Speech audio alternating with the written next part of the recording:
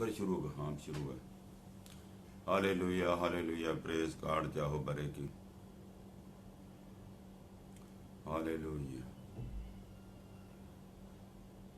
ऐ रूहे पाक, आपने आसमान पर जाते हुए ये वादा किया, मैं जाता हूँ ताकि दूसरा मददगार भेजूं, और वो मददगार हमारे सवालों के जवाब देता है, आने वाली बातें बताता है। जबकि सबके क्वेश्चन आज ही मुझे मिले हैं, जबकि मैं हमेशा ये कहता हूँ कि सब लोग वक्त से पहले सवाल भेजा करें ताकि मैं बाकायदगी के साथ स्टडी कर सकूं, और यकीन जाने कि आज ही मुझे सारे क्वेश्चन मिले हैं। मैं आप सब से हाथ बांध कर रिक्वेस्ट करता हूं कि पूरा हफ्ता पड़ा होता है, तो अगर आप इस प्रोग्राम को वाकया ही खूबसूरत बनाना चाहते हैं, इस प्रोग्राम को और इंटरेस्टिंग बनाना चाहते हैं, तो अपने क्वेश्चन 1-2 दिन पहले भेजा करें। सैम को भेज दें, मुझे भेज दें, व्हाट्सएप पे भेज दें। आप लोगों के पास टाइम होता है, तो उम्मीद है कि आप लोग मेरी बात पर अमल करेंगे, और फिर मेरे लिए ऐन वक्त पे जो है स्टडी करना, टाइम निकालना मुश्किल हो जाता है। आप भी समझते हैं, हर आदमी के बस की बात नहीं है कि फ़ौरन सवालों के जवाब देना। तो इस बात को मेरा ईमान है कि आप अपने ज़हन नशीन रखेंगे और ज़रूर अमल करेंगे, और वक्त से पहले 2 दिन आप, जैसे मंडे को हमारा क्वेश्चन आंसर डे है, तो आप फ्राइडे तक मुझ तक अपने सारे सवाल जितने भी हैं वो बना के भेज दें, ताकि हम आपके सवालों की बाकायदगी के साथ स्टडी करके आपकी मर्ज़ी के मुताबिक, ताकि आपकी तसल्ली हो जाए। तो मैं कोशिश करूँगा, अगर कोई बात रह गई हो तो उसके लिए मैं माजरत चाहता हूँ। आए आप मेरे लिए दुआ करें कि खुदावंद तो अपने खादम के साथ उसके ज़हन को खोल, ताकि वो सारे लोगों के सवालों के जवाब दे सके। जवाब देने वाला मैं कौन हूँ? वो पाक रूह है। आए पाक रूह, तू आ मेरे अंदर, मेरी ज़बान का ज़िम्मा ले और मेरे अंदर होकर बोल, और जो तू देता जाए मैं वही बोलता जाऊँ। हालेलुया। और हर एक की तसल्ली हो, और हर एक की ज़रूरत के मुताबिक, हर एक के सवाल के मुताबिक आए खुदामंद खुदा तू कलाम कर। हालेलुया, प्रेज गॉड, जाहो बरे की। हम खुदामंद खुदा का शुक्र और उसकी तारीफ और उसकी तमजीद करते हैं। और जितने व्यूअर्स आ गए हैं उन सबको मैं वेलकम करता हूं, और आप भी मेरे लिए दुआ करते रहें, मैं भी आपके लिए दुआ करता रहूँगा। आप बहुत सारे और लोगों को भी आज का जो क्वेश्चन आंसर डे है बहुत ही मीनिंगफुल है, फ्रूटफुल है और सबक मोज़ है। तो आप ज़रूर अपने चाहने वालों को बुलाएं ताकि वो भी आकर कलाम को सीखें। आए खुदान, सारे व्यूअर्स को मैं वेलकम करते हुए तेरी पाक पनाह में सौंपता हूँ। मैं ये दुआ अपने लिए भी करता हूँ कि तू मेरे ज़हन को खोल और मेरे व्यूअर्स के ज़हन को खोल, ताकि हम किताब मुक़द्दस को समझ सकें। ये सब कुछ तेरे नाम से मांगते और पा लेते हैं। आमीन आमीन।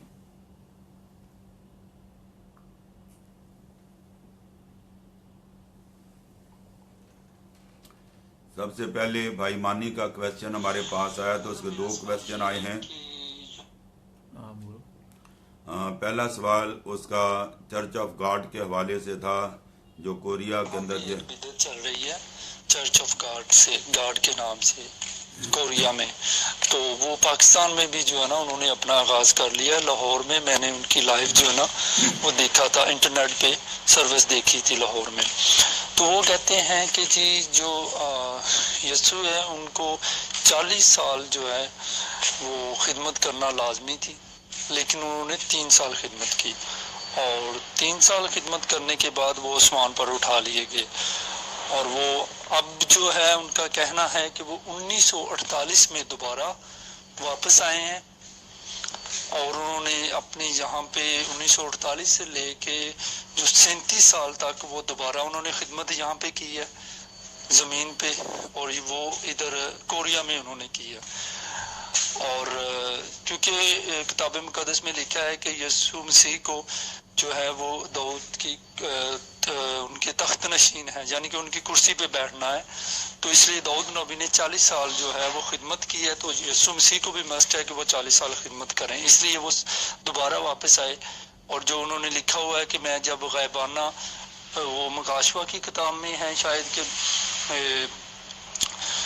बस मेरे जो अब मुझे वो याद नहीं आ रहा कि सिर्फ वही मुझे देखेंगे जो मेरे यानी कि राह तकते होंगे, ऐसे ही कुछ आयत है, वो मुझे देख पाएंगे, दूसरे नहीं देख पाएंगे। तो इसलिए कहते हैं कि बस अब वो उन्होंने ही देखा है।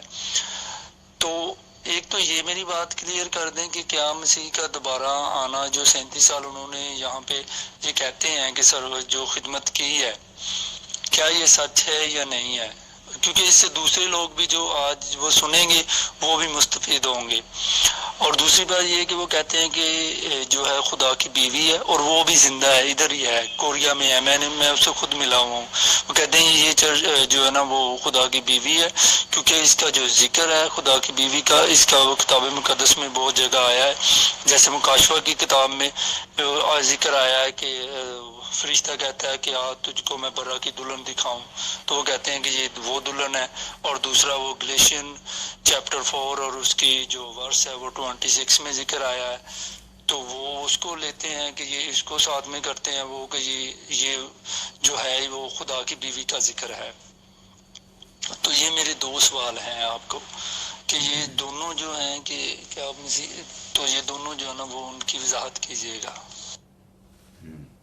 थैंक यू मानी, कोरिया से आप हमारे साथ एडेड हैं। आपके क्वेश्चन बहुत ही वैलिड हैं और खुदा आपको बरकत दे। और पहला जो सवाल है चर्च ऑफ गॉड का, तो ये सिर्फ लाहौर ही में नहीं है, ये वर्ल्ड वाइड ये जो है तंजीम फैली हुई है और ये बिल्कुल गलत है और कलाम के मुनाफी नहीं है। ये बेशुमार बिदतें दुनिया में पैदा हो चुकी हैं। इससे पेशतर के मैं आपके सवाल के जवाब की तरफ आऊँ, मैं थोड़ी सी बैकग्राउंड आपसे शेयर करना चाहता हूँ। बिदतों का मसला ना सिर्फ मुल्की बल्कि बैनुल-अक़वामी सतह पर इंतहाई ख़तरनाक और नहायत ही संगीन सूरत इख्तियार करता जा रहा है।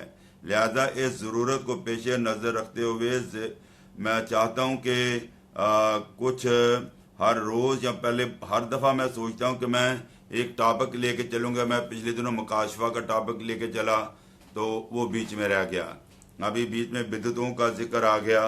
तो आप लोग ही मुझे गाइड करें कि मैं वो जो मुकाशवा का शुरू किया था उसको जारी रखूं या फिर हर रोज़ एक बिदत के बारे में आप लोगों को कलाम सुनाऊं और हम मिलकर सीखें। मैं कोई टीचर नहीं हूँ, प्रोफेसर नहीं हूँ, तो आप लोगों की तरह कोशिश करता हूँ सीखने की।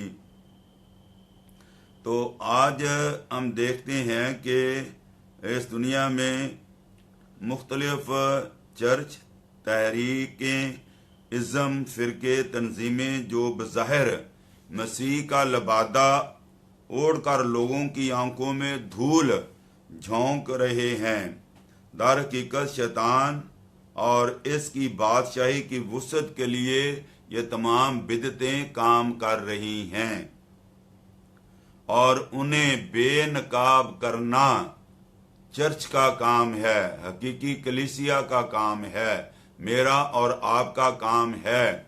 लेकिन मैं ये देख रहा हूँ कि कोई चर्च है या इस किस्म की, हो सकता मेरे नॉलेज में ना हो, कि जो इन लोगों को जवाब दे रहा हो। अक्सर मैं बाज़ औक़ात लोगों से शेयर करता हूँ तो मुझे सुनने में ये जवाब मिलता है, भाई जो करता करने दो, उन्होंने अपनी भरनी, हमें क्या, और जो कर रहा जिस लाइन पे लगा है वो उसी लाइन पे लगा रहे और हमें इतनी टेंशन लेने की ज़रूरत नहीं है। लेकिन ये जवाब नहीं है। जवाब अगर हम नहीं देंगे तो शैतान और ही ज़्यादा फैलता जाएगा। हो सकता है कि वो हमारे कहने से अपनी बिद्दत को तो ना छोड़ें, लेकिन कम से कम वो दुनिया के सामने उनका चेहरा तो बेनकाब हो जाएगा, और जो हकीकी ईमानदार हैं वो ज़रूर उनसे दूरी हासिल करेंगे, वो ज़रूर उनसे दूर हटेंगे और उनकी जो है इस बिद्दत को कबूल नहीं करेंगे। बिद्दात बहुत सारी हैं, उनका कुछ का जिक्र मैं आज आपके लिए सामने पेश करना ज़रूरी समझूंगा। आगे चल के आपके सवाल का जवाब भी इसी में आएगा। तो लिहाजा बिद्दत क्या है, यानी जिनकी बात हम कर रहे हैं, बिद्दत क्या है? लफ्ज़ बिद्दत अरबी ज़बान के लफ्ज़ बदा से मुश्तक है, बदा से मुश्तक है, जिसका मतलब दीन।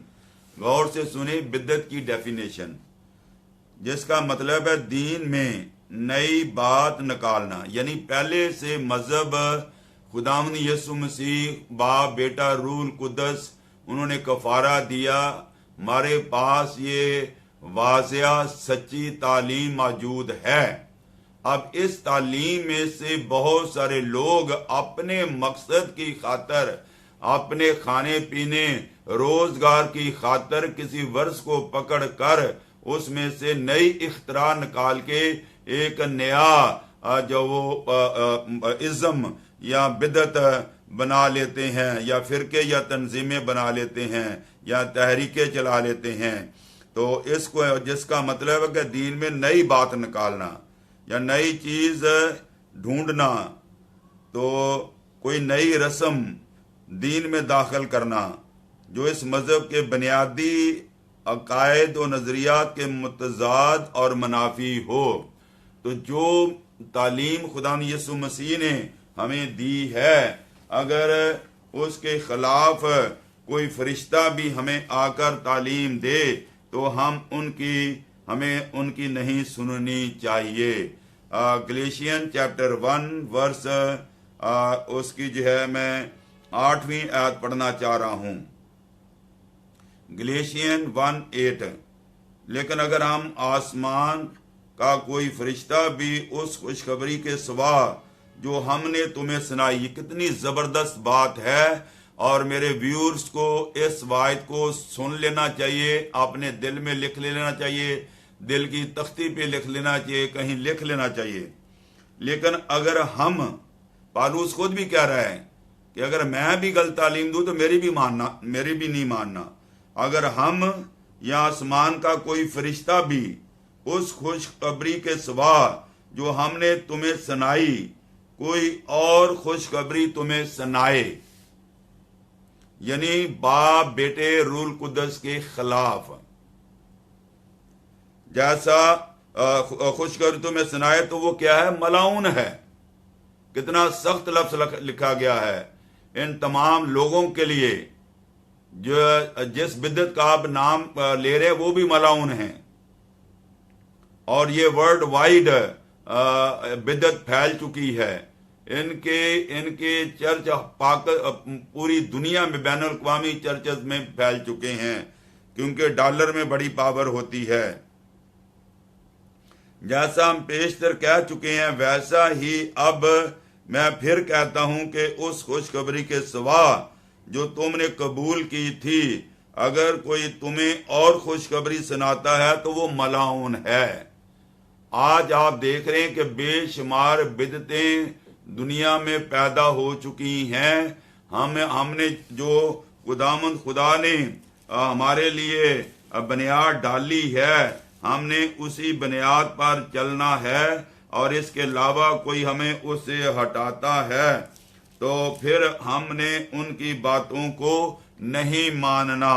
ये हवाला आपने नोट कर लिया, गलेशियन चैप्टर 1 स्टार्टिंग फ्रॉम वर्स 8 और 9। ये बड़ी जबरदस्त और खूबसूरत वर्स है कि ये सब लोग जो मसीह से हटकर हमें कोई तालीम देता है वो बिदती तालीम है, जो हकीकी तालीम है, जो कलाम हमारे पास है, जो हमारे पास पहुंच गया। अगर इस कलाम में से हटकर कोई बिदत निकालता है तो वो मलाउन है।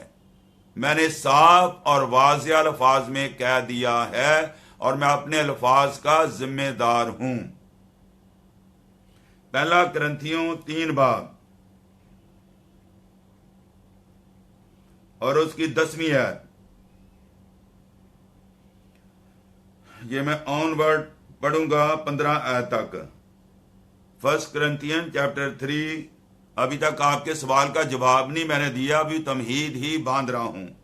पहला करंथियों 3 बाब उसकी 10वीं आयत से 15 तक। मैंने उस तौफीक के मुआफिक जो खुदा ने मुझे बख्शी दाना मीमार की तरह नींव रखी और दूसरा उस पर इमारत उठाता है, बस हर एक खबरदार रहे कि वो कैसी इमारत उठाता है, क्योंकि सिवाय उस नींव के जो पड़ी हुई है और वो यीशु मसीह है, कोई शख्स दूसरी नहीं रख सकता। और अगर कोई उस नींव पर सोना चांदी या बेशकीमत पत्थरों या लकड़ी का या घास का भूसा रखे तो उसका काम जाहिर हो जाएगा, क्योंकि जो दिन आग से जाहिर होगा वो उसका काम बता देगा। तो लिहाजा हमारी नींव खुदाम यीशु मसीह है, जो बाइबल आपके पास है, जो हमारे पास पहुंची है। हालेलुया। बाप बेटे रूल कुद्दस के अलावा कोई इस कलाम में से जो कलाम हमारे पास है, इसमें से कोई वर्ष लेके कोई नई बिदत निकालता है तो वो मलाउन है, वो कोई भी क्यों ना हो। तो लिहाजा आप इस बात को अच्छी तरह समझ गए होंगे। और इसके साथ साथ मैं ये बताना चाहता हूं कि इसी से यूनानी ज़बान में इसके लिए लफ्ज जो है बिदत के लिए हेरसिस इस्तेमाल हुआ है, जिसके मैनी चुनना या पसंद करना है, आ चॉइस। इसी यूनानी लफ्ज में ही अंग्रेजी ज़बान का लफ्ज हेरसी निकला है। इस यूनानी लफ्ज का मतलब किसी ख्याल वो सोच का चुनाव या इंतखाब करना, बिलखसूस किसी सच्चाई के बरखिलाफ खुद राय होना। इसके नतीजा में तकसीम, फिरका बंदी और ग्रोह बंदी का वजूद आना लाजमी हो जाता है। और दौरे जदीद में इंग्लिश जबान में चंद और अल्फाज भी बिद्दत के लिए इस्तेमाल किए जाते हैं।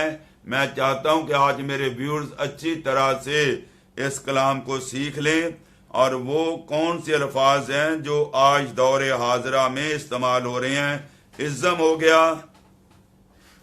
मूवमेंट हो गया, सेक्ट हो गया, कल्ट हो गया।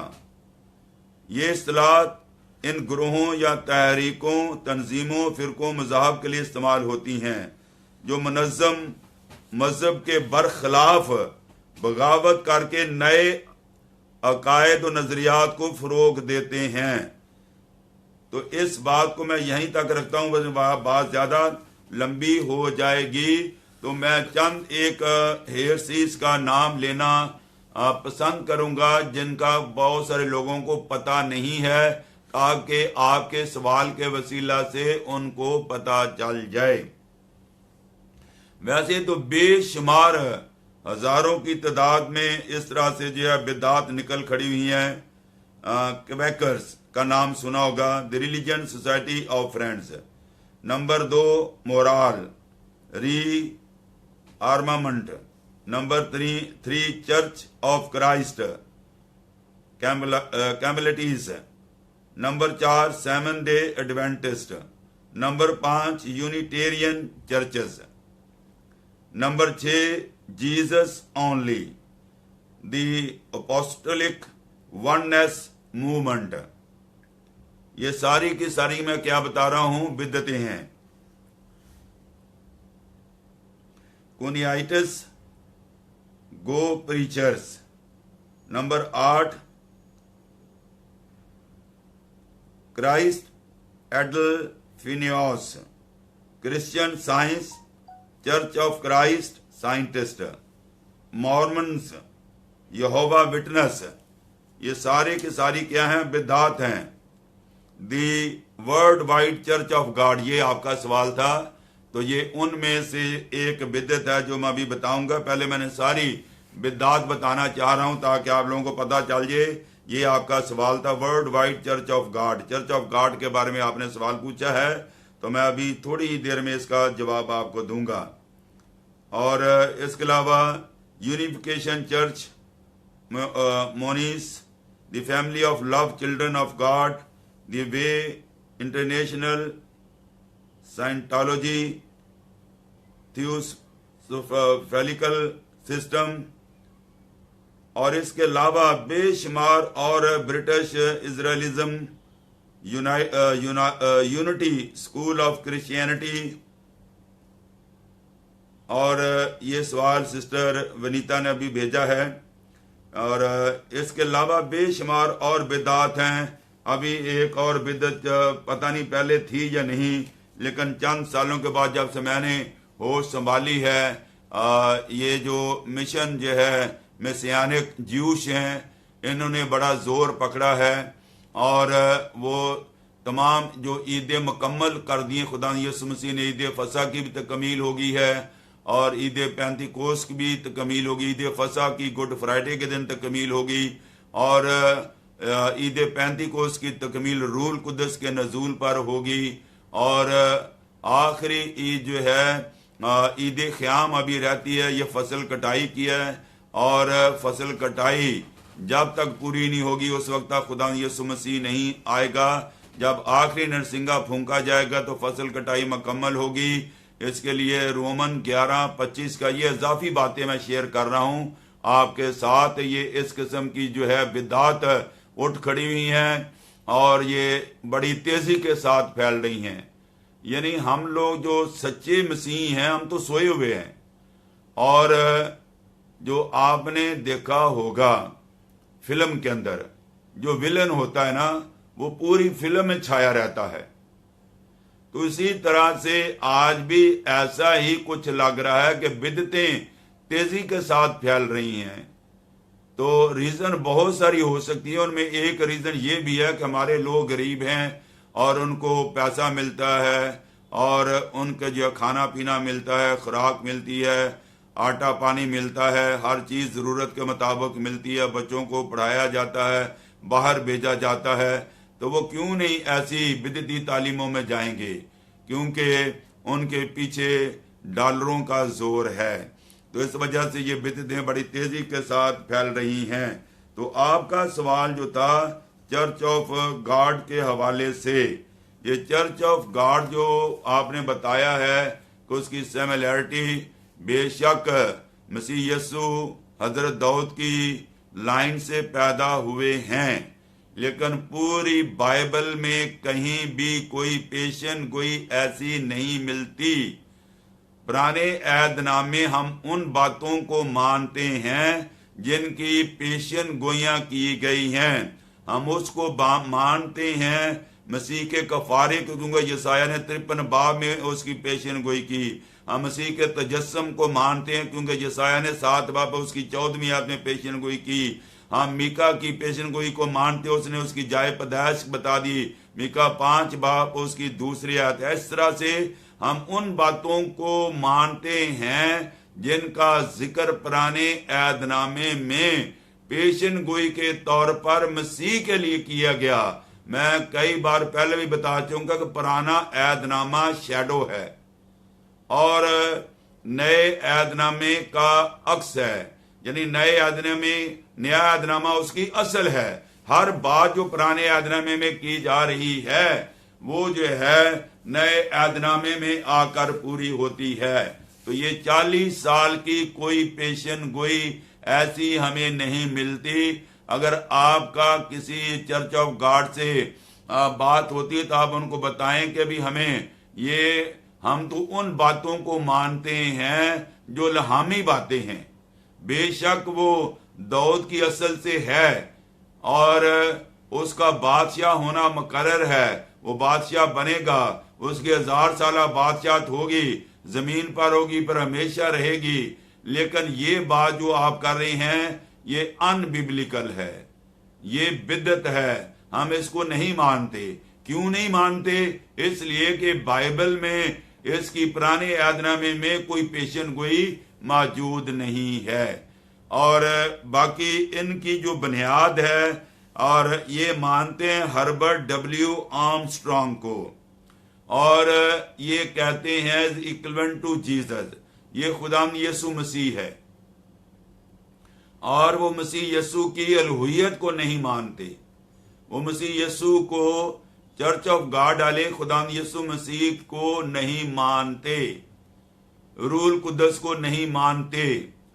तो अब ये नहीं मानते तो ये क्या बिदअत है। बिदअत की डेफिनेशन मैंने आपको पहले बता दी है। तो उसी में से इन्होंने बाइबल में से कोई वर्स पकड़ी और उसी के पीछे जो है इन्होंने वर्ल्ड वाइड एक तंजीम बना ली है, और ये बिदअत है। और हर जगह जहां मौका मिले इन लोगों की हमें इनको कंडेम करना चाहिए। तो जो मसीह की अलूहियत को नहीं मानता वो मलाउन है। Thank you very much. Profit David how many years king, कितने साल वो बादशाह बन रहा था? वो 40 साल बादशाह रहा। 7 साल वो जो है यहूदा का बादशाही उसने की थी, और 33 साल उसने दोनों कबीलों के ऊपर उसने बादशाही की थी। 40 साल उसने बादशाही की थी। तो आप समझ गए, टोटल 40 साल उसने बादशाही की। 7 साल उसने यहूदा के कबीले में बादशाही की, और उसके बाद 33 साल उसने पूरे दोनों शिमाली सल्तनत और जनूबी सल्तनत पर उसने बादशाही की। सेकंड क्वेश्चन भी ब्रदर मानी का है कोरिया से। मैं अभी आप सबको सुनाता हूं ताकि आप लोग भी सुन लें क्वेश्चन क्या है नेक्स्ट। को एक और बात बताना चाहता हूँ कि जो ये चर्च ऑफ गॉड वाले हैं, ये 2-3 जो हैं वो नुक्ते बाइबल से लेते हैं, जिसकी बिना पर ये कहते हैं कि हमारी जो इबादत है वो सही है और बाकी जितने चर्चेज हैं वो रॉन्ग है। सबसे पहले ये लेते हैं सब्बत को, कि यानी जो खुदा ने कहा है सब्बत का मतलब है हफ्ते का दिन, जबकि दूसरे चर्चेज जो हैं ये इतवार को करते हैं। और खुदा ने सब्बत के पे जोर दिया है कि मेरे सब्बत को मनाओ। वो पुराने ऐदनामे को कोट करते हैं जहाँ पे लिखा हुआ है, एक जगह मुझे अभी याद नहीं है वह हवाला, लेकिन आयत थोड़ी मेरे ज़हन में आ रही है, जैसे लिखा हुआ है कि खुदा के सब्तों को मानो और उसकी ईदों को मानो। इसको वो काउंट जो है ना वो करते हैं। और दूसरा वो करते हैं कि जी अब यहाँ कोरिया में जो लेडीज हैं वो दुपट्टा नहीं लेती हैं जब चर्चों में जाती हैं, तो वो कहते हैं कि हमारी मिशन ठीक है, क्योंकि उनकी जो लेडीज हैं वो पूरी दुनिया में दुपट्टा लेती हैं सर पे। तो वो कहते हैं कि खुदा ने हुक्म दिया है कि दुपट्टा लेके औरत को दुआ करनी चाहिए। वो ये जो करेंथियों है उसको वो करेंथियों की आयत को वो काउंट करते हैं। और इसके अलावा वो कहते हैं कि खुदा ने जो है वो नया नाम जो दिया है, खुदा ने जैसे मुकाशफा की किताब में कहा है कि वो मैं अपना नया नाम पत्थर पे लिख दूंगा। उस पत्थर वो कहते हैं कलीसिया, कलीसिया कहते हैं कि ये कलीसिया है। और नया नाम से वो कहते हैं कि नहीं, ये नया नाम जो है यीशु ने जो रखा है वो है unsung Hong name, unsung Hong name, नया नाम है यीशु का। मानी आपने thank you very much for second question. आप यहाँ तक इसका मतलब ये नहीं कि बेशक हमारी मसीही औरतों को दुपट्टा लेना चाहिए, लेकिन एक बात पे वो सारी थियोलॉजी को गलत नहीं कर सकती। ये एक बात की कमी है, इसमें मैं बहुत जोर देता हूँ, लेकिन जो हमारे पास्टर साहिबान हैं क्योंकि मजहब के अंदर कल्चर को कोई दखल नहीं। लोग कहते हैं ये कल्चरल बात है, वहाँ के कल्चर की बात है। भाई कल्चर कहाँ से आ गया बाइबल में, और पॉलिटिशियन बाइबल में कहाँ से आ गई, साइंस, ये सारी बातें जो हैं ना सीखने की है। इस हद तक तो वो सही कहते हैं कि उनकी औरतें सर पे दुपट्टा लेती हैं, हमारी औरतों को भी सर पे दुपट्टा लेना चाहिए। लेकिन बाकी बातों में, और क्या सवाल था उसका? उसने जो पहले किया था कि दोबारा सुना देता हूँ। हाँ, तो बाकी बातों में जो है वो सही नहीं है और उनकी अब चर्च ऑफ गॉड वाले हैं, ये 2-3 जो है वो नुक्ते बाइबल से लेते हैं, जिसकी बिना पर ये कहते हैं कि हमारी जो इबादत है वो सही आगे ले है लेना। और बाकी जितने आगे चर्चेज कर हैं लें। वो रॉन्ग है। सबसे पहले ये लेते हैं सब्बत को, कि यानी जो खुदा ने कहा है सब्बत का मतलब है हफ्ते का दिन, जबकि दूसरे चर्चेज जो हैं ये इतवार को करते हैं और खुदा ने सब्बत के पे जोर दिया है कि मेरे सब्बत को मनाओ। वो पुराने ऐतनामे को कोट करते हैं जहाँ पे लिखा हुआ है, एक जगह मुझे अभी याद नहीं है वह हवाला, लेकिन आयत थोड़ी मेरे ज़हन में आ रही है, जैसे लिखा हुआ है कि खुदा के सब्तों को मानो और उसकी ईदों को मानो। चलो ठीक है जाओ, एक एक करके भेजना जी। बात आपने दूसरी बात ये की है कि वो दुपट्टा नहीं, हमारी औरतें जो हैं चर्च ऑफ पाकिस्तान या हमारी मसीही बहू बेटियां सर पे दुपट्टा नहीं लेती, तो ये बात तो उनकी सही है। जो बात सही है उसको सही कहना चाहिए, जो गलत है गलत कहना चाहिए। तो इस बात पे बहुत ले दे हुई है, मैं इस पे बहुत जोर देता हूँ कि जो बाइबल कहती है हमारा एंड बाइबल है, कल्चर नहीं है। और आपने जो वाला दिया पहला करंथियों 11 बाब, उसकी पहली 11 याद है। तो जो औरत सर पे दुपट्टा नहीं लेती तो वो सर मुंडी के बराबर है। सर मुंडी का जो इंग्लिश में तर्जमा है शेव करना, यानी टिंड कराना, तो वो औरत क्या करे, टिंड कराए। तो अब या तो हमारी औरतें टिंड कराएं, या जो दुपट्टा लेना नहीं चाहती तो या फिर वो सर पे दुपट्टा लें। तो लिहाजा दुपट्टा ब्रदर जावेद कुछ कहता है तो वो आप ना माने, जो बाइबल कह रही है उसको आप जरूर माने और सर पर दुपट्टा लें। ये पहला करंथियों 11वें बाब की स्टडी है। और बाकी रही सब्बत, तो सब्बत में भी हम देखते हैं कि बहुत सारी मिशनें सब्बत को नहीं मानती, सारी सब्बत को मानती हैं। और चर्च ऑफ पाकिस्तान जो बड़े चर्च हैं वो संडे को मानते हैं। और ये हवाला आप लोग नोट कर लें, जितने भी सबटेरियंस हैं, जितने भी मसीहानिक ज्यूश हैं, जो और बाकी ये चर्च ऑफ गॉड वाले, जिसका जिक्र मैंने बताया आर्मस्ट्रॉन्ग के हवाले से कि वो जीसस की पैदाइश को एक आम पैदाइश समझते हैं, उसकी अलूहियत को नहीं मानते। तो अब वो जो मसीह यसू की अलूहियत को नहीं मानते और एक इंसान के साथ उसको तशबीह देते हैं, और वो तशबीह देते हैं हर्बर्ट डब्ल्यू आर्मस्ट्रॉन्ग के साथ, जीसस को कंपेयर करते हैं। तो हम उनको कैसे मान सकते हैं? तो वो तो एक बिदती तालीम है। तो बाकी रही सब्बत की, तो सब्बत को अगर वो मानते हैं तो सब्बत का हवाला नोट कर लें। और तुम सब्बत के दूसरे दिन, ये हवाला है अहबार 23 बाब उसकी 15वीं आयत, लिविटिकस चैप्टर 23 वर्स 15 एंड 16। और सब तवज्जो से सुने, तुम सब्बत के दूसरे दिन, जिस दिन हलाने की कुर्बानी के लिए पूला लाओगे, गिनना शुरू करना जब तक 7 सब्बत पूरे ना हो जाएं। 7 सब्बत पूरे होने से मुराद क्या है? एक सब्बत में कितने दिन होते हैं? 7 दिन। तो 7 सब्बत में कितने दिन हो गए? 49 दिन। आप सब मेरे साथ हैं? और 7वें सब्बत के दूसरे दिन, तो मैं मसीहानिक ज्यूस को ये कहता हूं ये वर्ष पढ़ें, सबटेरियन को कहता हूं कि ये वर्ष पढ़ें, चर्च ऑफ गॉड के लोगों को कहता हूं कि इस वर्ष को पढ़ें। और सब्बत और 7वें सब्बत के दूसरे दिन तक 50 दिन गिन लेना। यानी 49 दिन में 7 सबत पूरे हो गए और 50वां दिन कौन सा हुआ? संडे का दिन हुआ। Are you agree with me? If you are agree with me, please read yourself and then write I am agree. Calculate करें आप लोग खुद। हाँ?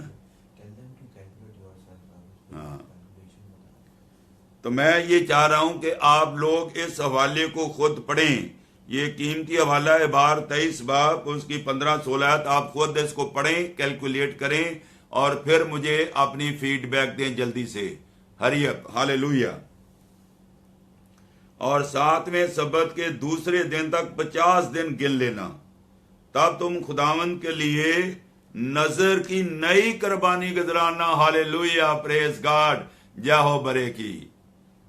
तो ये जो बात हो रही है ना यहां पर, 7 सबत के दूसरे दिन तक 50 दिन गिन लेना, तब तुम खुदावंद के लिए नई नजर की कुर्बानी गुजराना। ये एक्चुअली ईद पैंतीकोस के दिन को ज़ाहिर करता है। और ईद पैंतीकोस किस दिन नाजल हुआ? संडे के दिन नाजल हुआ। रूल कुदस ईद पैंतीकोस के दिन नाजल हुआ। और ईद पैंतीकोस की तकमील किस दिन हुई?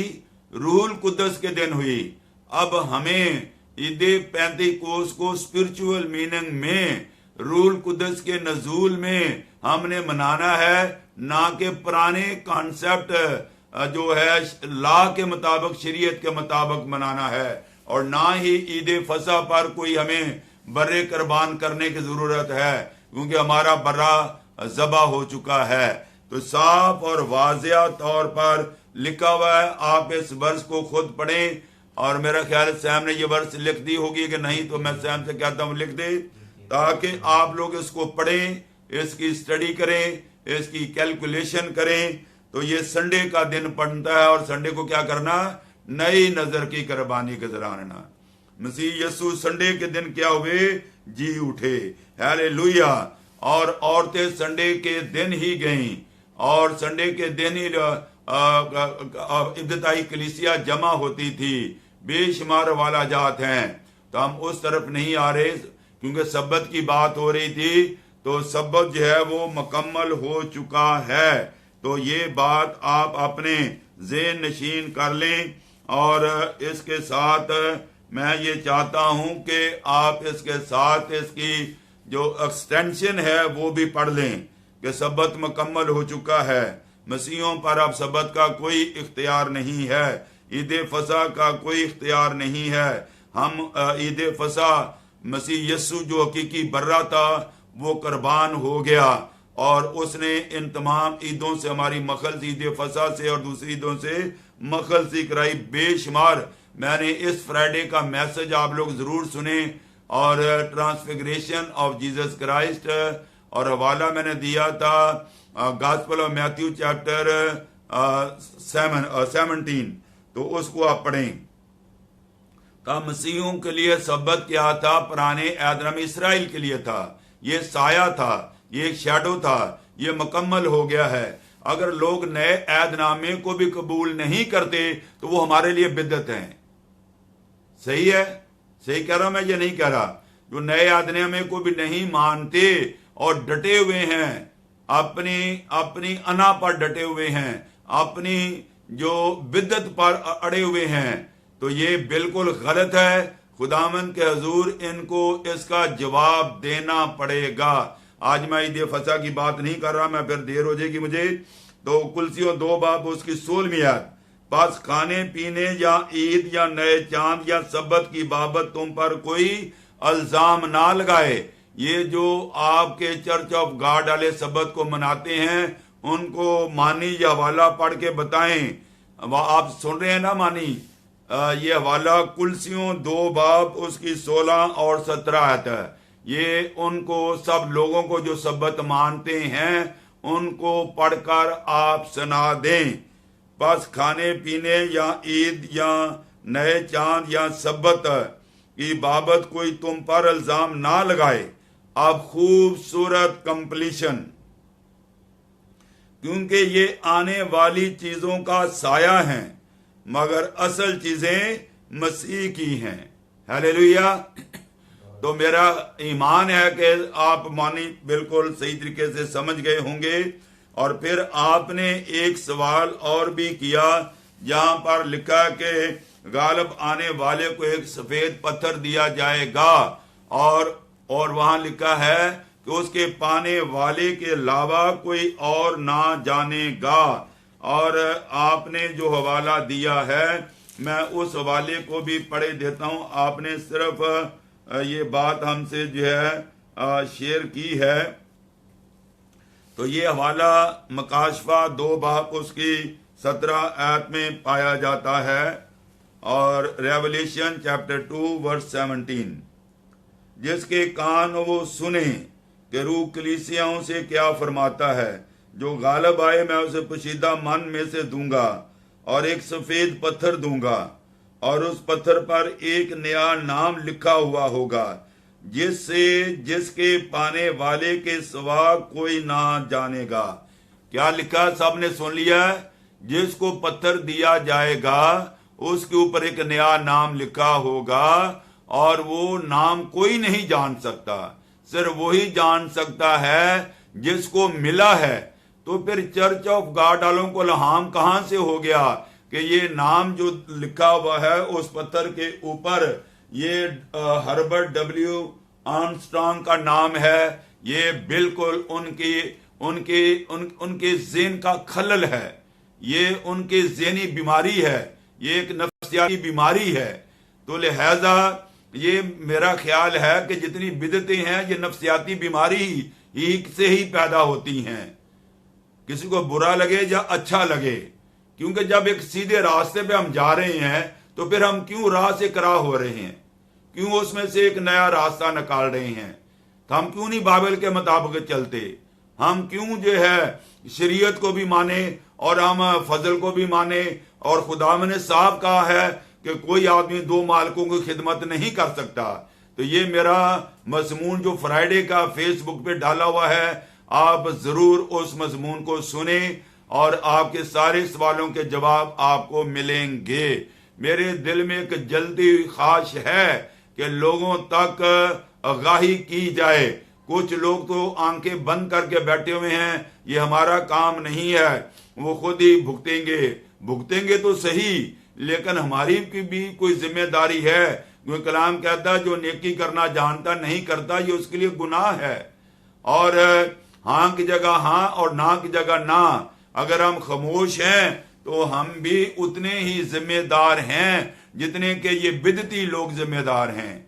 तो ये मैं उन लोगों से कह रहा हूं जो आंखें कबूतर की तरह बंद कर रखी हैं, जो बोलना नहीं चाहते, जो सच्चाई बयान करना नहीं चाहते, ये उतने ही गुनहगार हैं। बिल्कुल सही मैं कह रहा हूं, क्योंकि कलाम कहता हाँ की जगह हाँ और ना की जगह ना। तो मानी आप समझ गए कि ये इनको कहां से राज पता चल गया कि आर्मस्ट्रांग का नाम वहां पर लिखा हुआ है। बाइबल तो कहती है, अलहाम तो ये कहता है, खुदा तो ये कहता है, पाकरू तो ये कहता है कि उसके पाने के वाले के अलावा कोई नहीं जानेगा। पत्थर कलीसिया नहीं है, ये पत्थर इंडिविजुअल जो गालिब आएगा उसको दिया जाएगा। तो ये कलीसिया कैसे बन गई? ये भी तशरीह उनकी गलत है। तो मैंने बताया कि चर्च ऑफ गॉड जो है ये हेरसी है और ये बिदत है, और इसको कंडेम हर मौके पर करना चाहिए। Thank you very much. और को मानी का सवाल है? मानी ने एक वर्स लिखी थी जो एक्सप्लेन करना चाहते थे। मानी से मैं कहूंगा कि वो वर्स यहाँ पर डाल दें ताकि सब लोग देख लें और उस वर्स के ऊपर बात की जा सके। तो भाई मानी, आपसे रिक्वेस्ट है कि आपकी जो वर्स आप समझना चाहते थे वो जरा यहाँ पर डाल दें ताकि वो सब वर्स जो आप एक्सप्लेनेशन चाह रहे हैं वो उसके बारे में दी जा सके। और थोड़ा जल्दी करें ताकि हमारे पास क्वेश्चन बहुत ज्यादा हैं, हमने सबका आंसर देना है। आज हमारे पास क्वेश्चन बहुत लेट आए हैं, तकरीबन आखिरी मोमेंट पे क्वेश्चंस बहुत सारे एक साथ आ गए हैं। तो कोशिश करें कि 1 दिन पहले या 2 दिन पहले लोग क्वेश्चन डाला करें ताकि हम इजीली जो है सारे क्वेश्चन ले सकें और सबका जवाब दे सकें। हाँ। गलेशियन चैप्टर 4 हाँ वर्स 26 वर्स 26 है। ओके, मगर आलम बाला की यरूशलेम आज़ाद है और वही हमारी माँ है, क्योंकि लिखा है कि आए भांज तू जिसके औलाद नहीं होती खुशी मना। एक्चुअली ये पूरा सवाल जो है, जवाब जो है, ये ऊपर से चला आ रहा है वर्स 21 से लेके 26 तक। और मुझसे कहो तो तुम जो शरीयत के मतहत होना चाहते हो, क्या शरीयत की बात को नहीं सुनते?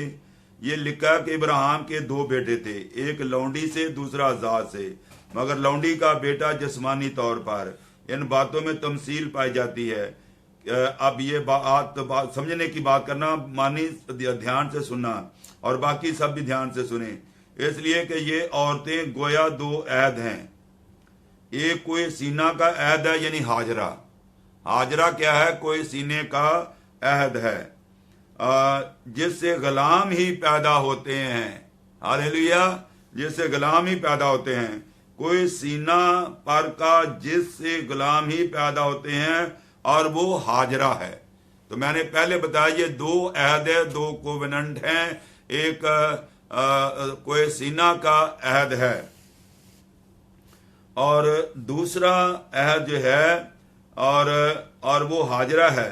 और हाजरा अरब का कोई सीना है और मौजूदा यरूशलेम उसका जवाब है, क्योंकि वो अपने लड़कों समेत गुलामी में है, मगर आलम बाला की यरूशलेम आज़ाद है, वही हमारी माँ है। और वो क्योंकि लिखा है कि आए बांझ, ये सारी बात हो गई।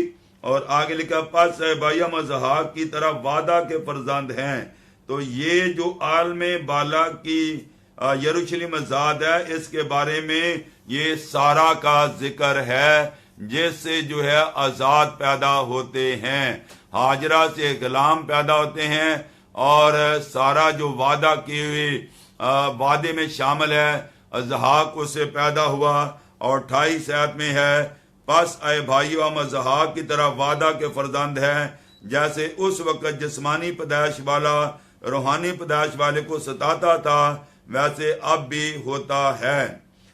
मगर किताब मुकद्दस क्या कहती है कि ये कि लौंडी और उसके बेटे को निकाल दे, क्योंकि लौंडी का बेटा आजाद के बेटे से हरगज वारिस ना होगा। तो लिहाजा मानी आप समझ गए कि ये सारा की बात की जा रही है। इब्राहिम की जो रियल वाइफ थी सारा, ये उसकी बात हो रही है। Thank you very much. चलो आगे चलें। हाँ आगे चलें।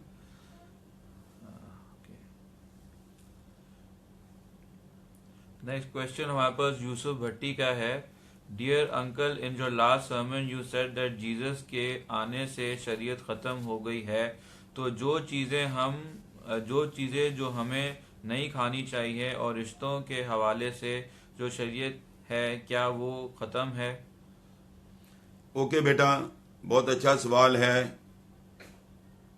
और अब असल में शरीयत में बहुत ही अहबाम पाया जाता है। बहुत सारे लोगों को ये पता ही नहीं कि शरीयत की कितनी शिक्के थी।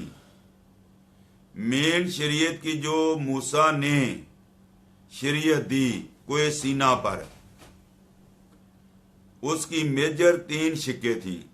उसके अलावा फकीयों और फरीसियों ने 600 से ज्यादा उनकी आगे से आगे और उनकी जो है नकाल लिया था। और इसीलिए खुदा यीशु मसीह कहता है ये भारी बोझ तो खुद उंगली नहीं उठाते और दूसरों को उठाने के लिए कहते हैं। तो ये वही बात है। तो मेन शरीयत की जो मूसवी शरीयत जो मूसा ने कोई सीना पर दी, वो अखलाकी एथिकल लॉ जिसको हम कहते हैं, और समाजी शरीयत सिविलियन लॉ, और रस्मी शरीयत। रस्मी शरीयत से मुराद क्या है?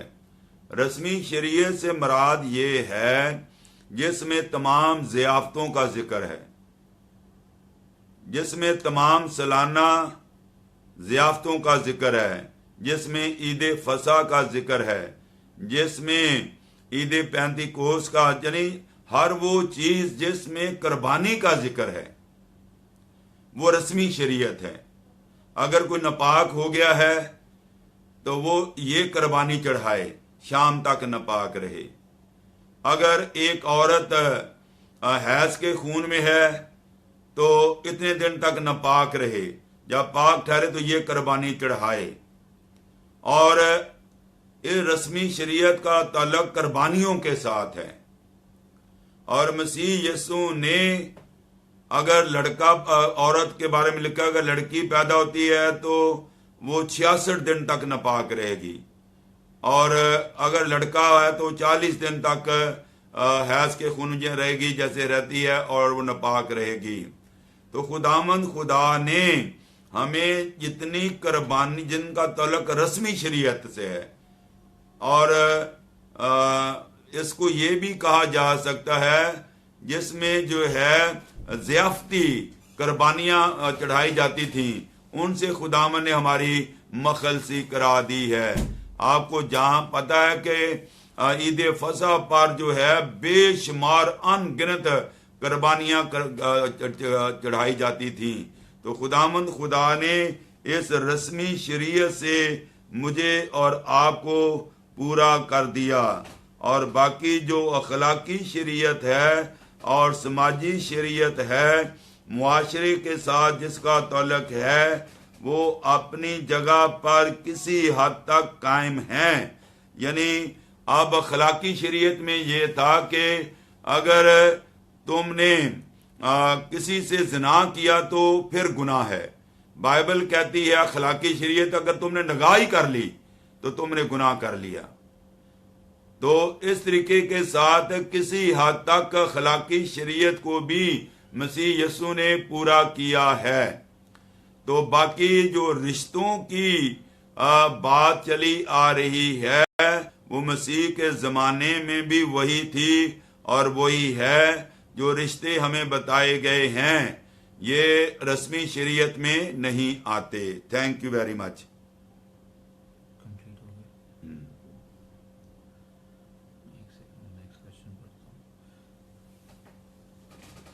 नेक्स्ट क्वेश्चन हमारे पास सिस्टर वनीता फ्रैंक का है।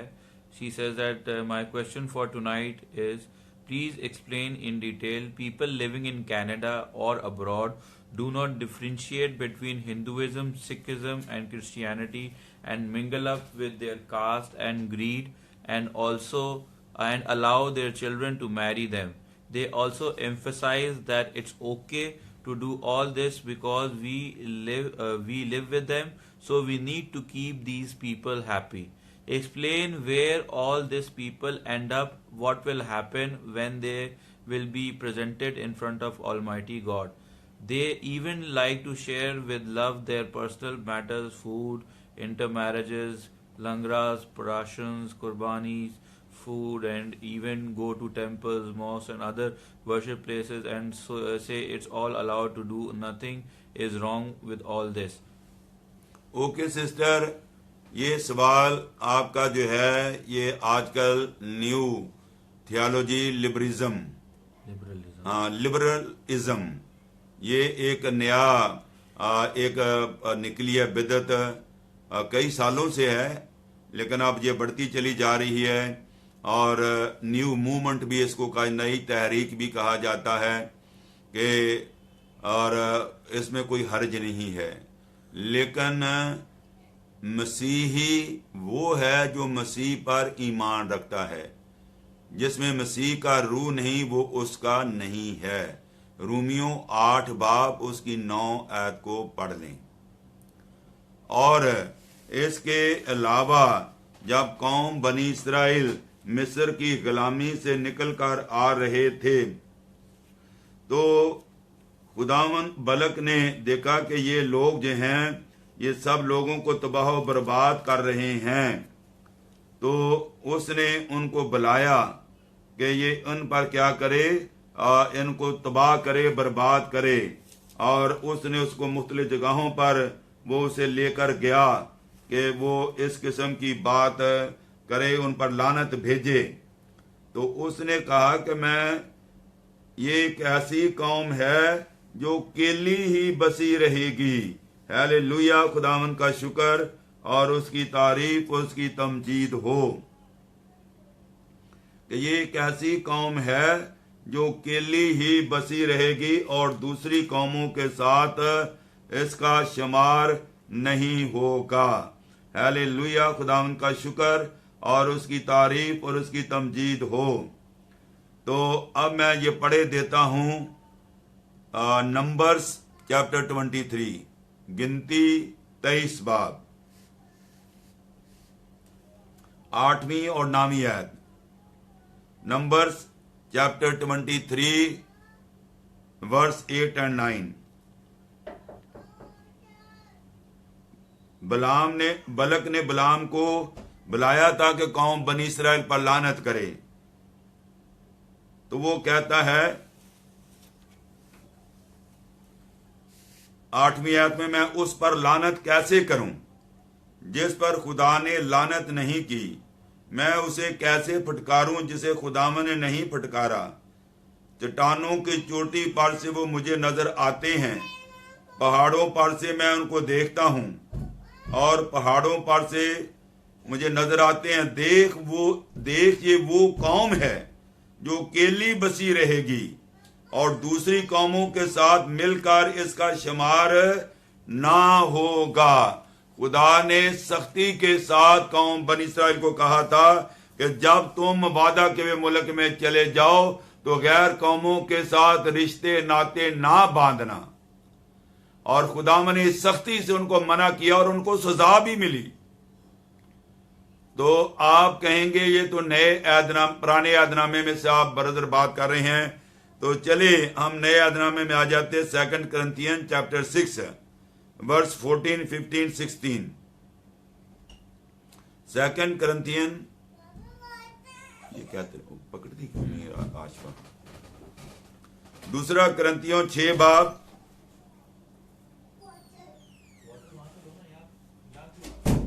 2 Corinthians 6 बाब उसकी 14, 15, 16 क्या लिखा है कि बेईमानों के साथ ना वार जुए में ना जुतो, क्योंकि रास्तबाजी और बेदीनी में क्या मेल जोल,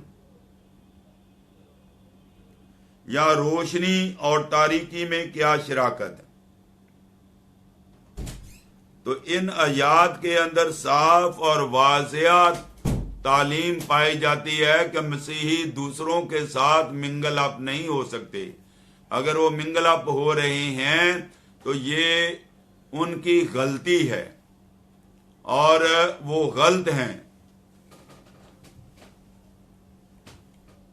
और वो लिबरलिज्म का शिकार होते जा रहे हैं। और ये मसीहों के लिए बहुत खतरे की घंटी है।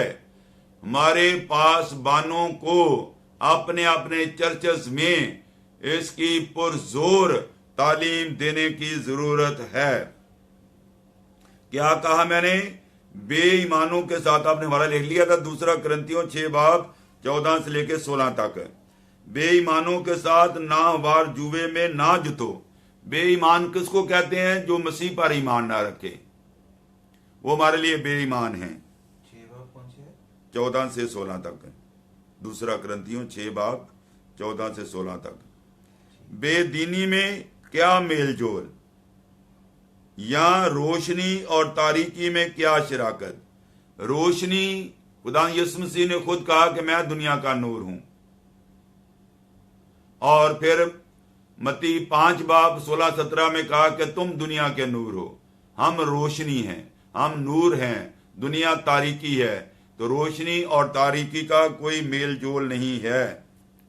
और मसीह को बलियाल के साथ क्या मुआफकत, यानी ये बाल, ये देवी देवता जो कि इस किस्म के दूसरी चीजों को मानने वाले, हिंदुइज्म जो बुत परस्ती को मानने वाले हैं, उनको बलियाल कहा गया है। हमारा उनके साथ कोई मेल जोल नहीं है। हम उनके साथ मेल जोल नहीं सकते। और खुदा के मकदस को बुतों से क्या मुनासबत, क्योंकि हम जिंदा खुदा का मकदस हैं। चनाचे खुदावंद ने फरमाया कि मैं उनमें बसूंगा, उनमें चलूंगा फिरूंगा और मैं उनका खुदा हूंगा और वो मेरी उम्मत होंगे। इस वास्ते खुदावंद फरमाता है, उनमें से उनमें से निकल कर लग रहो, नापाक चीजों को ना छुओ, तो मैं तुमको कबूल कर लूंगा और तुम्हारा बाप हूंगा और तुम मेरे बेटे बेटियां होंगे। तो पहले सवाल का जवाब मैंने दिया कि मसीह जो है वो मसीही बहन के साथ, एक मसीही बेटी एक मसीही बेटे के साथ ही शादी कर सकती है। उससे बाहर मौत है, उससे बाहर गुनाह है।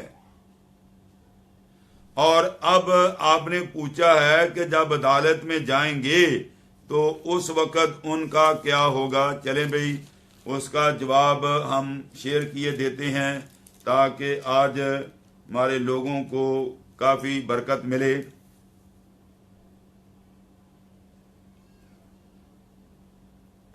कलाम मुकद्दस में लिखा है, Revelation chapter 20. What I said? Revelation chapter 20 verse 15. और जिस किसी का नाम किताबे हयात में लिखा हुआ ना मिला वो आग की झील में डाला गया। तो ये वो लोग हैं जिनकी आखिरत होगी, जो गैर कौमों के साथ रंग रलियां मना रहे हैं चंद सिक्कों की खातर या नफसानी ख्वाहिशात को पूरा करने के लिए या किसी और तरह से दुनिया को खुश करने के लिए। इसका हवाला, खूबसूरत हवाला मैंने पहले भी बताया था, फिर बता देता हूं। गलेशियन चैप्टर 1 वर्स 10। ये लोग जो दूसरों को खुश करने, अगर हम कहते हैं कि भी कुर्बानी का गोश्त आ गया, दूसरे लोग हमसे नाराज हो जाएंगे, तो भाई नाराज होते हैं तो आपने इतने सालों से उन्हें क्यों नहीं बताया कि हमारी कुर्बानी हो गई है, हम किसी दूसरी कुर्बानी में शरीक होते हैं तो हम सजावार होंगे। और आप उनको साफ बताएं। मैंने अपने जितने भी मेरे साथ मलखानी प्लाजा में रहता हूँ, सबसे पहले मैं आया था, सबसे ज्यादा पूरी बिल्डिंग के लोग मुझे जानते हैं, लेकिन मेरे घर में कोई कुर्बानी का गोश्त नहीं लाता, क्योंकि मैंने साफ वाज़िया तौर पर उन्हें बता दिया है और इससे मेरे कोई रिलेशन खराब नहीं हुए, बल्कि लोग इज्जत करते हैं क्योंकि मसीह मेरे अंदर है। तो लिहाजा हमें कलाम में लिखा कि पौलुस रसूल कहता है गलेशियन 1:10, अगर मैं आदमियों को खुश करता रहता तो मैं खुदा का बंदा ना होता। हम दुनिया को खुश करने के लिए पैदा नहीं हुए, हम खुदा को खुश करने के लिए पैदा हुए हैं। तो आपने पूछा कि उनका हशर क्या होगा, मैंने उनका हशर भी बता दिया कि जब वो गैर कौम में शादी करते हैं तो वो अलानिया मसीह को जलील करते हैं, वो मसीह का इनकार करते हैं, उनका नाम किताबे या से काटा डाला जाता है। और अगर कोई मुसलमान होकर, सॉरी गैर मसीही होकर और पूरे चर्च के सामने वापस आना चाहता है तो उसके लिए रास्ता है। और वो रास्ता क्या है कि पूरे चर्च के सामने अपने गुनाहों का इकरार करे कि मैं भटक गई थी, मैं भटक गया था, मैं पूरी कलीसिया के सामने अपने गुनाह का इकरार करती हूँ और करता हूँ और वापस आना चाहता हूँ, और इस तरह से मसीह यीशु को कबूल करेगा। Thank you very much sister Vinita. एक और क्वेश्चन आया। Sister Vinita, are you agree with me? Are you satisfy with this question?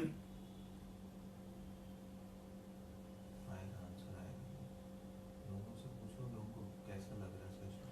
आप लोगों को ये सेशन कैसा लग रहा है? I want to get feedback of my viewers. Are you learning something? Are you getting something? Are you happy? Are you enjoying the spirituality and the word of God?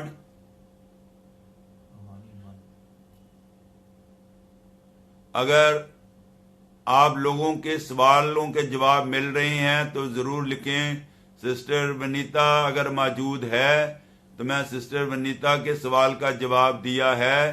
तो मैं चाहता हूं कि बहन वनीता ज़रूर अगर आप इस सवाल से एग्री हैं तो लिखें यस, अगर एग्री नहीं अभी तक हुए तो आप लिखें नो, क्योंकि मैंने साफ और वाज़ेह बता दिया है कि हम दुनिया को खुश करने के लिए पैदा नहीं हुए। एक मसीही का गैर मसीही के साथ पुराने अहदनामे में भी नए अहदनामे में भी जिक्र है कि ऐसा मेल हो ही नहीं सकता। जिस लम्हे हम गैर मसीह से शादी करते हैं, हम मसीह को अलानिया जलील करते हैं और हम गुनाह करते हैं, और वापस आने का क्या जब लिखा कि गुमराह होकर को क्या कोई वापस नहीं आता। अगर ये गुमराह लोग वापस आना चाहें तो वापस आ सकते हैं। ओके, सिस्टर वनीता शायद अभी लाइन पे नहीं है, उनकी फीडबैक मुझे नहीं आ रही। अगर आप लोग सिस्टर वनीता के क्वेश्चन से एग्री हैं कि मैंने जो जवाब दिया ये जवाब सही है, सिस्टर वनीता को जो मैंने आंसर दिया है, are you agree with me, तो आप लोग जरूर बताएं। हालेलुया, प्रेज गॉड, जाओ बरे की, खुदावंद का शुक्र और उसकी तारीफ और उसकी तमजीद हो। सिस्टर वनीता ने लिख दिया yes I agree. Okay sister Vanita, thank you very much. Hallelujah, praise God, जाओ बरे की। और हम खुदावंद का शुक्र करते हैं कि आप लोग बहुत इंटरेस्ट ले रहे हैं और बहुत इंटरेस्ट लेके सीख रहे हैं खुदा के कलाम को। और जो बहन भाई मेरी फैसिलिटेशन कर रहे हैं, मैं उन सब के लिए जो हवाला जात लिख रहे हैं, जो वर्सेस लिख रहे हैं, तो मुझे बड़ी खुशी हो रही है कि आप लोग बड़े इन्वॉल्व हो रहे हैं, और यही मेरी खुशी है। मैं चाहता हूं कि मेरे जो व्यूअर्स हैं वन वे कम्युनिकेशन ना हो। आप सवाल कर रहे हैं, आप उसमें इन्वॉल्व हों, यानी आपकी पूरी बॉडी, जिस्म, जान, रूह उसमें इन्वॉल्व हो, और आयात लिखें और वर्सेस लिखें अगर आप लिख सकते हैं। इस टेक्नोलॉजी को जानना जरूरी है। हालेलुया, प्रेज गॉड, जाओ बरे की। तो हम खुदामंद खुदा का शुक्र और उसकी तारीफ और उसकी तमजीद करते हैं। और इस वक्त जितने व्यूअर्स हमारे आए हैं, मैं सिंगल सबको कम से कम मेरा ख्याल 1 घंटा हो गया मुझे, 1 घंटे से ज़्यादा आपके सवालों के जवाब देते हुए, और मैं अलग सबको वेलकम नहीं कर सकता। आप सब मेरे लिए बहुत कीमती हैं। जितने लोग आए हैं, you people are very special and very unique, और आप बाइबल को सीखने के लिए भूखे और प्यासे हैं, इसलिए मैं आपकी इज्जत करता हूं और आप सबको दिल की गहराइयों से वेलकम करता हूं। आमीन। हाँ, एक क्वेश्चन भाई हारून का आया था कि ये क्या हमें अलाउड है कि खुदा की तस्वीरें कैलेंडर पे लगाना या इस तरह से मतलब शो करना तस्वीरें, और मतलब आइडियलिज्म को उन्होंने कहा कि एक्सप्लेन करें। भाई ये एक्चुअली सवाल जो है हर एक के लिए अपना अपना है। अगर तस्वीर बेहतर तो यही है तस्वीर ना लगाई जाए, ठीक है जी। और दूसरी बात इसमें ये निकलती है, अगर आप तस्वीर घर में खुदा, ये क्योंकि हकीकी तस्वीर तो वो नहीं है, जो हम मसीह की तस्वीर बना के लगा रहे हैं वो रियल पिक्चर नहीं है, और हमें ऐसा नहीं करना चाहिए, पहली बात। दूसरा पॉइंट ये है, अगर आप एग्री हों तो ठीक है, नहीं तो आपको पूरा हक है डिसएग्री होने का, कि अगर आपने कैलेंडर पर मसीह की तस्वीर बनाई है, कोई गैर मसीही हमारे घर में आता है, वो हमसे पूछता है, तो अगरचे वो रियल पिक्चर तो नहीं है, लेकिन हम उसको उस पिक्चर के जरिए एक मनादी का, गवाही का वसीला बन सकती है। Thank you very much. और तो नहीं, एक और क्वेश्चन है मानी का, आपके सामने भी आया होगा। लेडी कब तक नापाक होती है ब्रदर? लेडी जब तक उसको, अब जो पुराने यात्रा में था अब नए अहदनामे में कोई वो नहीं है। अब अगर उसको पीरियड्स आए भी हैं तो वो चर्च जा सकती है। ये पुराने अहदनामे का वाला मैंने दिया था, जिसका जिक्र जो है मैं अभी आपको पुराने अहदनामे का हवाला बताए देता हूँ। एबार की किताब के अंदर है।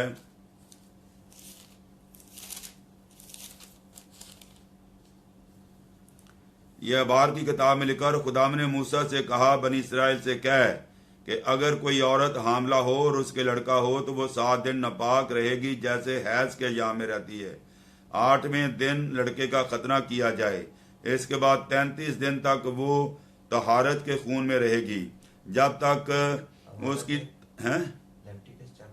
Chapter 12 verse 1 to 7। जब तक तहारत के अय्याम पूरे ना हो तब तक ना तो वो किसी मुकद्दस चीज को छुए ना मकदस में दाखिल हो। अगर उसके लड़की हो तो वो 2 हफ्ते नापाक रहेगी, जैसे हैज के अय्याम में रहती है। इसके बाद वो 66 दिन तक तहारत के खून में रहेगी। जब तक तहारत के अय्याम पूरे हो जाएं तो खा उसके बेटा हो या बेटी, वो सोख्तनी कुर्बानी के लिए एक यकसाला बर्रा और खता की कुर्बानी के लिए कबूतर का एक बच्चा, एक कुमरी, और खैमा इज्तिमा के दरवाज़ा पर कहन के पास लाए, और कहन उसे खुदावंद के हजूर गुजराने और उसके लिए कफारा दे, तब वो अपने जरियान के खून से पाक ठहरेगी।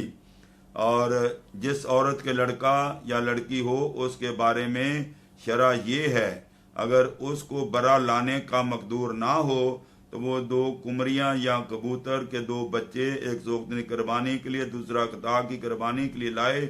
यूं कहन उसके लिए कफारा दे तो वो पाक ठहरेगी। तो मैं यही कह रहा था, अभी थोड़ी देर आपके सवाल का मैं जवाब दे चुका था कि जितनी रस्में कुर्बानियों के साथ ताल्लुक था वो सब मुकम्मल हो गई हैं। और खुदा यीशु मसीह ने जब दुनिया में था तो उन्होंने भी शरीयत पर अमल करके उसको मुकम्मल कर दिया। और अगर आप देखना चाहते हैं ये हवाला तो गलतियों 4 बाब उसको पढ़कर देखें।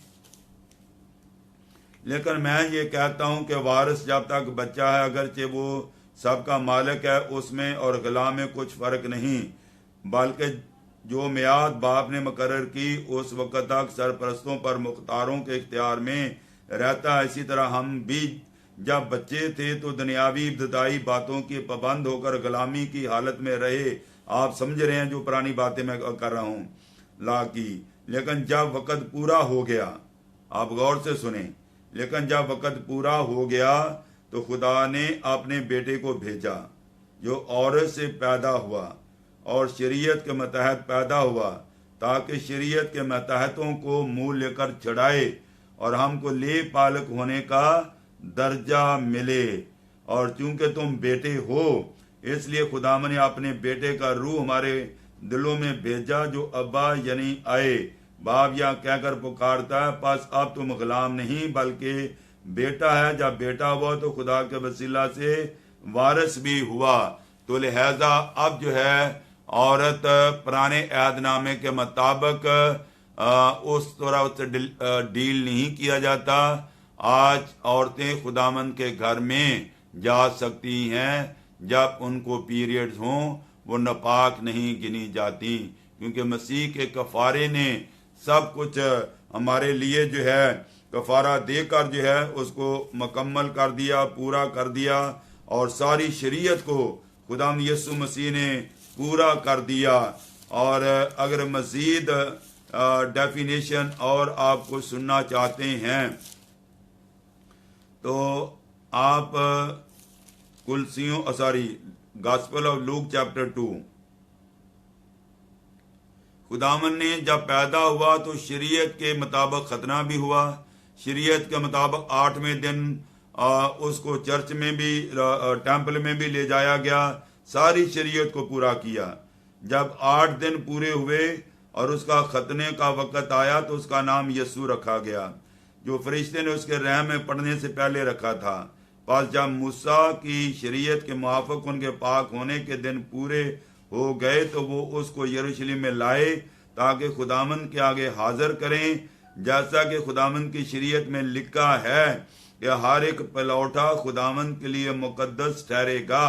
खुदावंद की शरीयत के लिए इस कौल को मुआफिक कुर्बानी करें, क्योंकि कुमरियों का एक जोड़ा या कबूतर के 2 बच्चे देखो यरूशलेम, या यहाँ तक हमने देखा कि शरीयत को मसीह यीशु ने पूरा कर दिया है और अब हम उस लॉ के अंडर नहीं रहे और उन रस्मी शरीयत के मुताबिक नहीं रहे। औरत खुदा के घर में जा सकती है। Thank you very much.